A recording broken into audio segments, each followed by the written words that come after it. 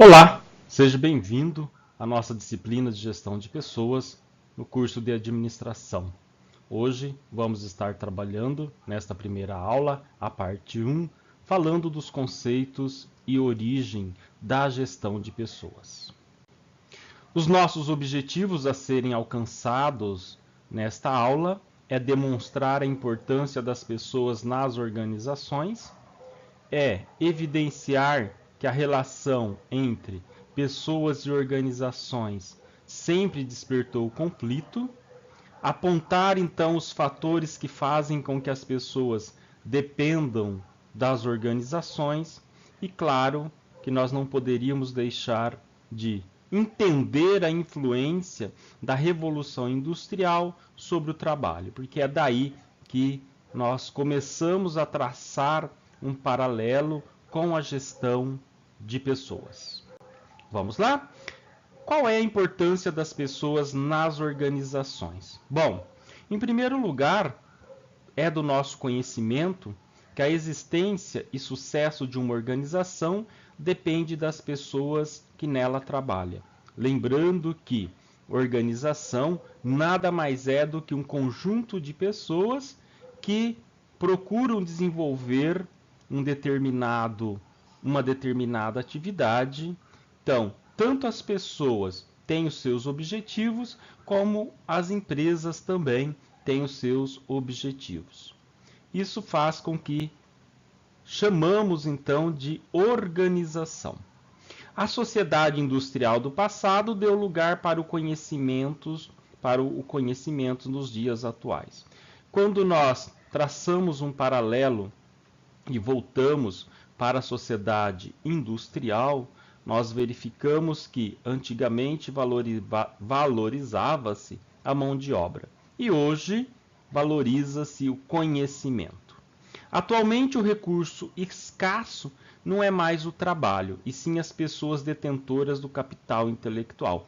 Vamos ver isso então na Revolução Industrial, onde que o trabalho em si ele era escasso. Tinha-se muitas pessoas, mas pouco postos de trabalho. Podemos encontrar empresas hoje em dia muito comum, sem prédios, sem máquinas, sem lucro, sem formalização, mas jamais nós vamos encontrar uma empresa, uma organização sem pessoas, pois as pessoas estão por detrás de todo e qualquer processo dentro de uma organização, principalmente na nossa atualidade. Claro que, assim como hoje também foi no passado, a existência do conflito nas relações entre pessoas e organizações. A relação entre as pessoas e as organizações sempre despertou conflitos. Isso porque é uma relação de dependência entre eles. As pessoas têm os seus objetivos, a organização também tem os seus objetivos, e se ambos não entrarem num acordo, vai ocorrer o conflito. E na maioria das vezes, o gestor acaba perdendo muito tempo na resolução desses conflitos, quando não se tem uma estrutura, uma política, um processo muito bem definido dentro de uma organização. Quando os interesses de ambos os lados não são alcançados, então é claro que vai ocorrer o conflito. E este conflito ele é prejudicial, não somente para a organização, como também para as pessoas que trabalham nesta organização. Bom, e aí você pode estar se perguntando, mas quais os fatores que fazem com que as pessoas dependam das organizações? Então, apenas alguns estou citando agora para que você possa relembrar. Os principais fatores que nós podemos citar, primeiro, salário. As pessoas elas trabalham em troca de um salário, em troca de uma remuneração. Mas não é somente a remuneração. Se você considerar a nossa atualidade, hoje as pessoas elas buscam muito mais do que remuneração. Elas buscam benefícios, elas buscam realização profissional, elas buscam relações sociais. E para que isso possa acontecer, a organização ela tem que trabalhar em conjunto com o seu colaborador. Um depende do outro. Os colaboradores dependem da organização, assim como a organização depende de seus colaboradores. Esta junção fará com que ambos tenham sucesso na busca pelos resultados, por seus objetivos, por alcançar as suas metas estabelecidas. Bom, para que você consiga entender um pouquinho desta origem e conceito da gestão de pessoas, gostaria de relembrar um pouquinho a influência da Revolução Industrial sobre o trabalho, relembrando então as suas primeiras disciplinas de quando entrou no curso. Primeiro, com a Revolução Industrial, tem-se o surgimento das primeiras empresas. Começa-se a aparecer as primeiras empresas. Lembra-se que antes da Revolução Industrial, havia o trabalho então realizado por famílias, que era feito na maioria das vezes no fundo de suas casas, e na maioria das vezes também os produtos eles eram trocados entre si, entre as famílias, para que se mantivessem a sobrevivência. A partir da Revolução Industrial, então, as coisas começam a mudar, começa a surgir as primeiras empresas. É a partir daí, então, que também ocorre a substituição do trabalho humano, manual e repetitivo pelo uso de máquinas.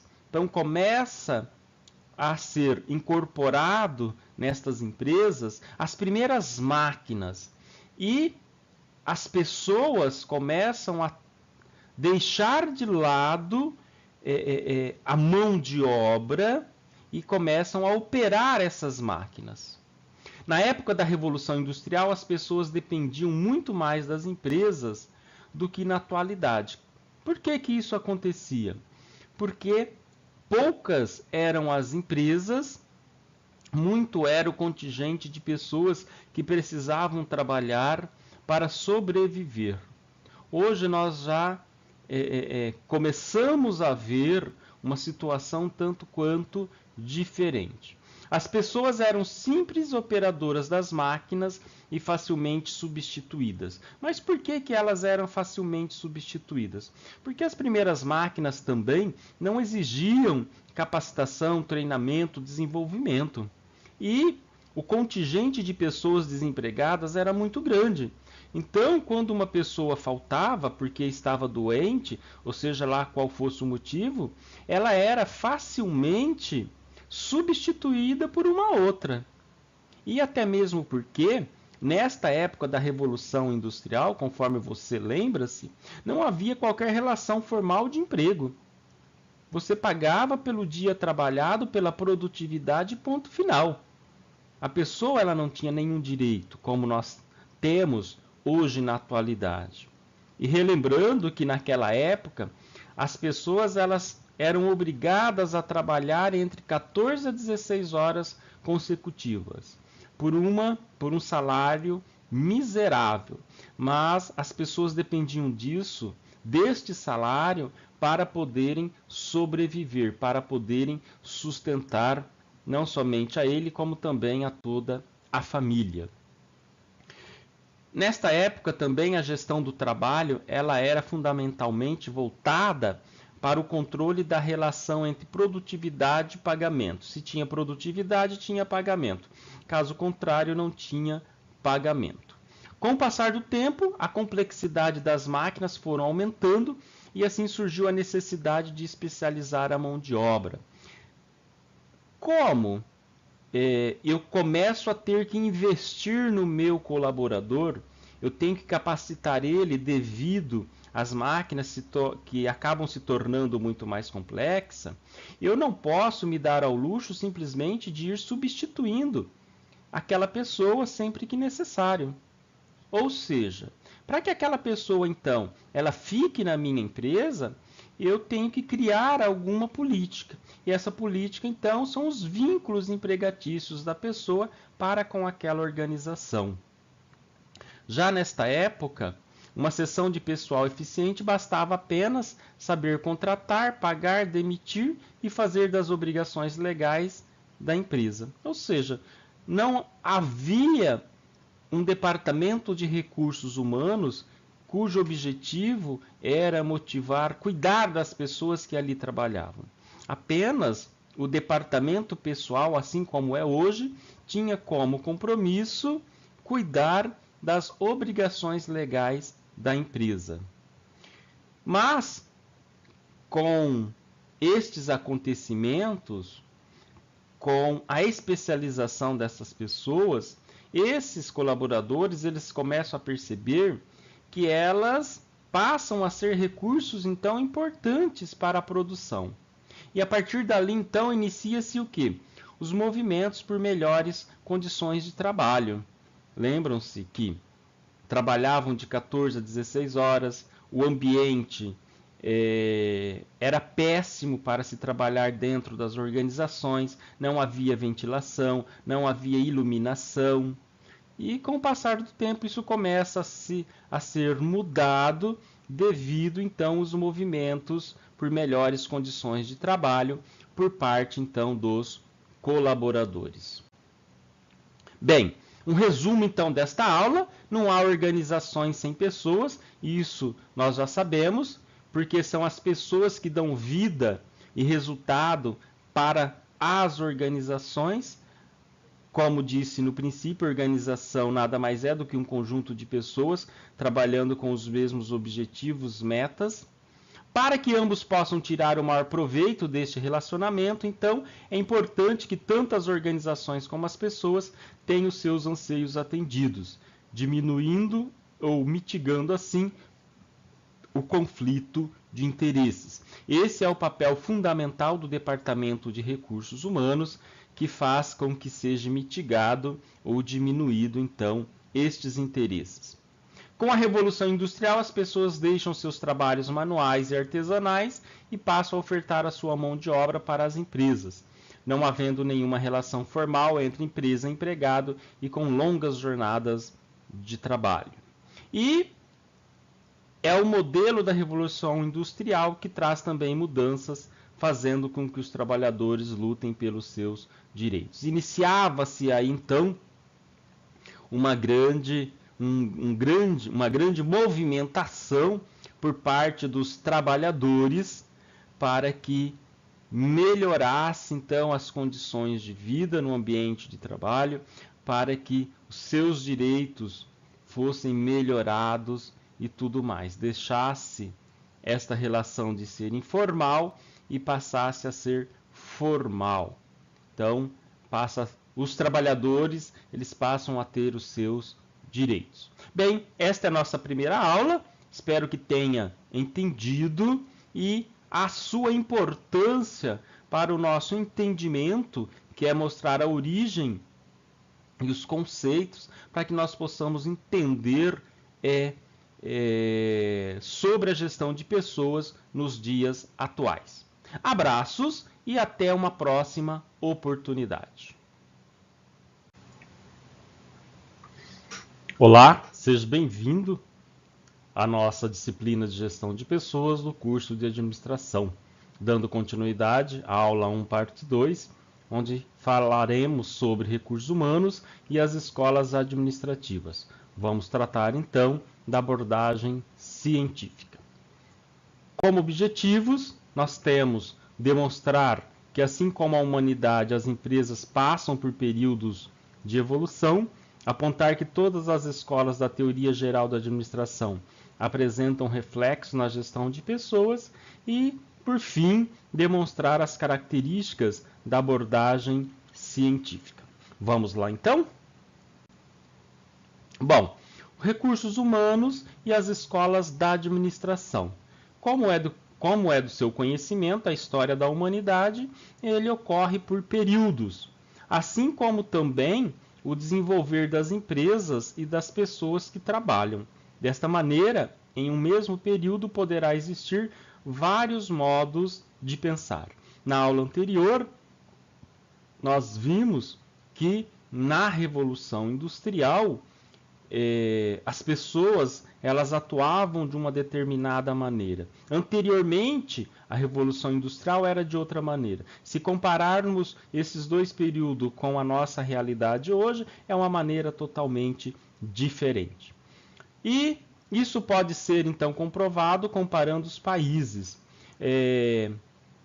Quando nós comparamos os países existentes entre si, muitos estão mais desenvolvidos tecnologicamente que os outros, trabalham com processos diferentes e etc. Ou seja, por que isso aconteceu? A forma com que foi lidado, o desenvolvimento com que foi lidado com as pessoas, com as organizações e tudo mais, isso traz esta diferenciação. Desta maneira, todas as escolas, então, da teoria geral da administração, elas apresentam reflexo na evolução histórica e conceitual da gestão de pessoas. Então, é muito importante para que neste início vocês entendam a importância de todos esses períodos, focando a teoria geral da administração, suas escolas, para que nós possamos entender hoje o nosso departamento de recursos humanos, que é tão importante dentro de uma organização que deseja, então, ser diferente dos seus concorrentes. Bom, a abordagem científica de Taylor, né, a primeira escola científica, ela tem como característica a divisão do trabalho, começa-se a fazer a divisão do trabalho ali dentro das empresas, fundamentada na análise do trabalho e estudo dos tempos e movimentos, então começa-se a alocar as pessoas de forma que elas possam aumentar a sua produtividade. É nesta época que começa também os desenhos dos cargos e tarefas, o que cada um deveria fazer, como deveria fazer. Em outras palavras, quais as competências e habilidades necessárias para aqueles cargos, pagamento realizado por produtividade, quanto mais a pessoa trabalhasse, muito mais ela iria então receber. Nessa época, surge também a necessidade de especialização dos operários. Fazendo um parênteses aqui, por que naquela época eles eram conhecidos como operários? Porque eles operavam as máquinas. E por que é necessário, começa-se a especialização? Devido à complexidade das novas máquinas, conforme exposto também na aula anterior. Superficialmente surgiam os estudos da fadiga humana e dos impactos das condições ambientais de trabalho na produtividade. Então inicia-se muito lentamente uma discussão, estudos referente a essa situação, referente ao trabalhador dentro destas empresas. Bom, esta escola, então, da abordagem científica, ela traz importantes contribuições que até hoje, né, muitas décadas depois, ainda são levadas em consideração, tais como a divisão do trabalho, a análise do trabalho, estudo dos tempos e movimentos, são os processos que nós trabalhamos hoje dentro das organizações, as necessidades de desenhar os cargos e tarefas, ainda hoje isso acontece dentro de uma organização, e começa-se, né, o pagamento realizado por produtividade hoje, que é a valorização do ser humano pelo seu conhecimento, pelas suas competências, pelas suas habilidades, pelas suas atitudes. Então, podemos dizer que vivemos na área do conhecimento. E é claro que uma das formas que as organizações acharam de motivar os seus colaboradores é, então, realizar um pagamento diferenciado para essas pessoas.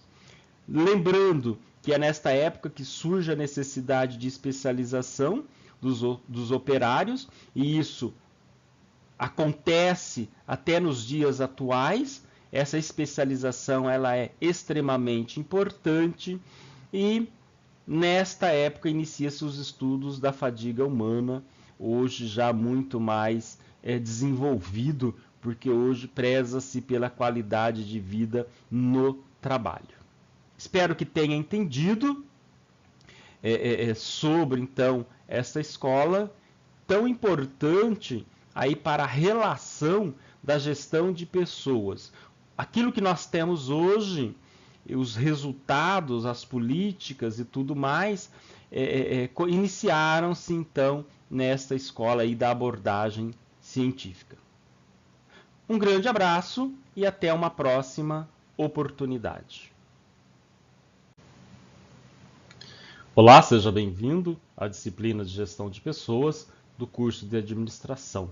Dando continuidade à aula 1, parte 3, hoje iremos falar então da escola clássica. Os nossos objetivos é apresentar a escola clássica e suas características, apresentar e discutir os 14 princípios gerais da administração, demonstrar as características dessa escola que ainda se mantém e outras que deixaram de fazer parte em nossa atualidade. Vamos lá então, vamos iniciar.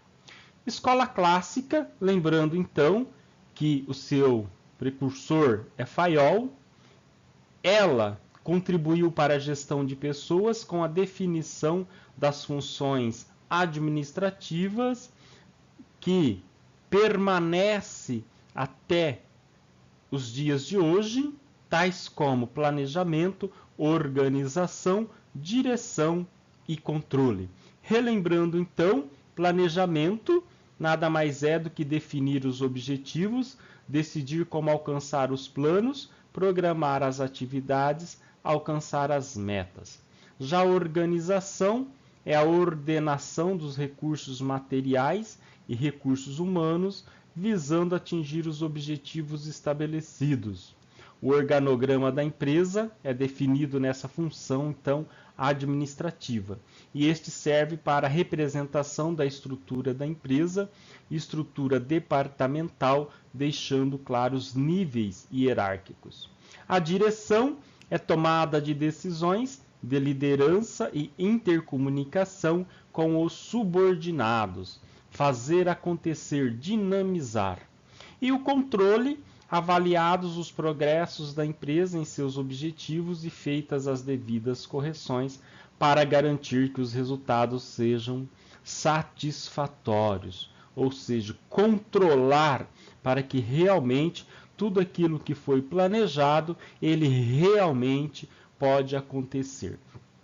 Lembrando mais uma vez que estas funções, até mesmo nos dias, em nossa atualidade, mantêm-se então de maneira eficiente, sendo usados importantes para qualquer gestor dentro de uma organização.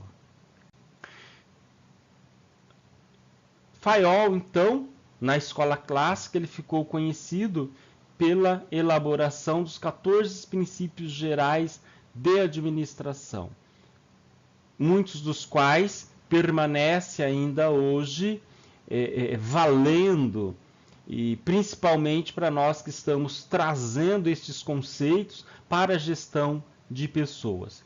Então, divisão do trabalho, mantém-se ainda hoje, autoridade, nem tanto disciplina, unidade de comando, unidade de direção, subordinação do interesse individual ao bem comum, remuneração, espírito de equipe, centralização, hierarquia, ordem, equidade, que é a imparcialidade, estabilidade de pessoal e iniciativa.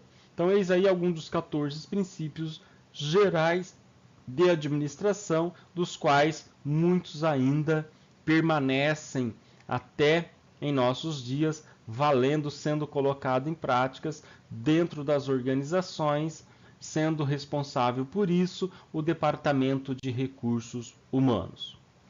A escola clássica ainda, falando de Fayol, tem então reflexos ainda em nossos dias.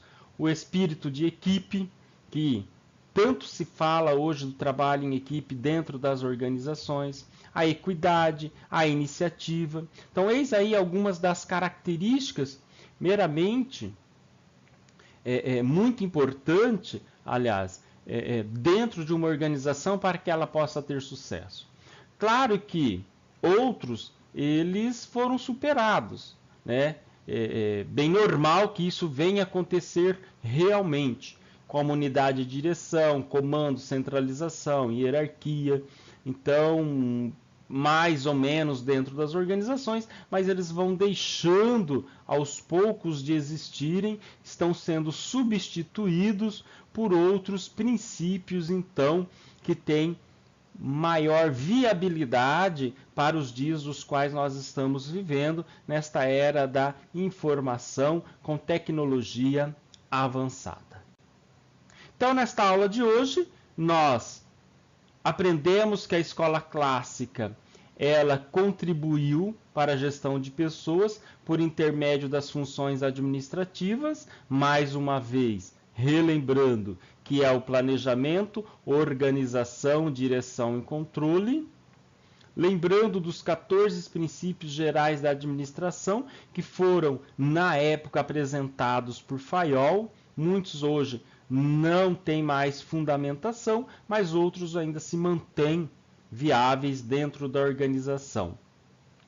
E lembrando, então, que algumas das características da escola clássica mantêm-se até os dias de hoje, e claro que, como deveria ser, outros foram superados por novas tecnologias. Espero que tenha aprendido sobre a escola clássica, que consiga visualizar a importância dela para a gestão de pessoas, para o gestor, para o futuro administrador, que é necessário entender, compreender sobre esta escola e sobre as funções administrativas.